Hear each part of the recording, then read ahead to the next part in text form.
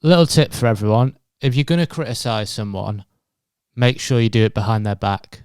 I think we've lost the art of being covertly horrible to each other. We've become very direct. We just tell people now that we hate them, mainly on social media. I've had a few of my clips do really well on social media in the last few weeks, a few stand-up clips. Well, really well for me. I don't know what the standard of really well on social media is. I had one video get over 1 million views on Instagram, and then a couple more that got like a few 100,000, and that, to me, they're crazy numbers, and I'm absolutely buzzing off it. That's what I'm in the game for. Give me the numbers. And it's been kind of interesting. You get a lot of love. Obviously, there's likes and stuff, and you get people putting comments of free laughing emojis. That's always good.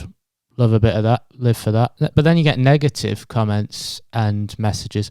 One guy messaged me on Instagram to say this. He just put, "I've just seen one of your stand-up comedy videos, and to put it lightly, you really aren't funny at all. I don't think it's for you, pal." And then I've also had a few comments beneath my videos of people just saying, "Not funny. Is this guy supposed to be a comedian?" etc. And it's a small percentage, and it's not abusive, I don't think. It's people face far worse online. People have to deal with proper threats sometimes online. And it's not that I don't get that people can't like my videos. I get that. I don't really like them. It's just the best I can do. I'm working with the talent I've got. I don't get the need for someone to make me aware that they're not liking what I'm putting out. And I can take criticism, just not of me. You can criticise John Bishop to me all you want. I'll sit there and take it. I'm very thick-skinned in that regard. But when I don't like someone, I don't tell them. I just judge them in my head and then move on. It's the healthiest way to do it. It leaves everyone emotionally better off. I don't get that as well when people are like, if you're going to say something nasty to me, say it to my face. Don't say it to my face. Say it to the face of someone who's not emotionally invested in things working out for me. Someone that doesn't care if I go on to have a good career in the arts. Tell them how shit you think I am. Because when you comment something negative on someone else's video, you basically are saying it to their face. Because unless they're really famous, they're probably going to read the comment. And even famous people, I reckon a lot of them read comments and are negatively affected. And we all slag people off. It's part of human nature. So this isn't about eliminating that. It's not realistic to stop people being dicks. It's just show some respect and do it out of earshot. Maybe slag me off under someone else's videos. Click on a random video, maybe like a tutorial in how to plumb in a washing machine. And then in the comment section, just write about how much you hate me. Because then you're still getting it out there and I'm not seeing it. Because I have people I don't like. A guy called Mark I used to work with stole my coffee mug at work once, and he was just a bit of a gobshite in general.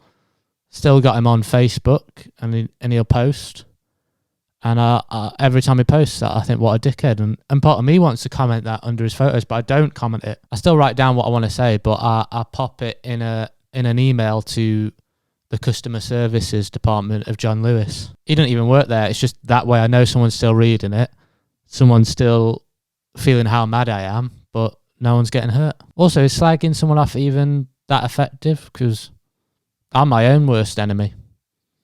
My inner monologue is horrible to me, calling me ugly and unfunny and all sorts. You can't tell me anything negative that I haven't thought about myself 1,000 times before. What you can do, though, is validate it, actually, and make me realise that the thought isn't just in my head. People in the real world think it too. So actually, that is quite effective. That's the worst, isn't it, when someone says something mean to you that you actually already think about yourself.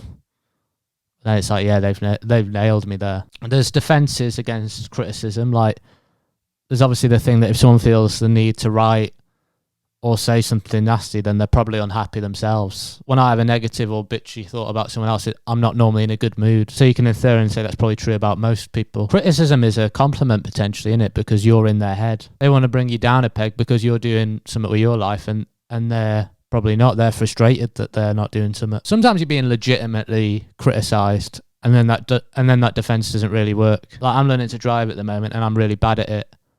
And if I nearly crash into someone, and then my driving instructor tells me what I'm doing wrong, I can't be like, listen, mate, this is clearly more about you than it is about me. You're obviously frustrated with your own life and you just want to go back to a simpler time when you also didn't know how to drive. You're jealous and it's not my fault that life hasn't worked out for you, mate. But that's the thing, I don't want to shut out criticism because criticism's really important, isn't it? That's one of the ways you improve. In anything really, any art form, any job, someone tells you something you've done wrong and then you correct it and then you get better. But it's got to be constructive criticism. Like I write a lot of things like stand-up and blogs and stuff, and I'll send them out to people I respect so they can critique them and give me feedback. And sometimes they rip them apart and they'll tell me this joke doesn't work, this bit doesn't make sense or whatever. And that can hurt even though I've asked for it. But that criticism is useful because it's people I care about who care about me and are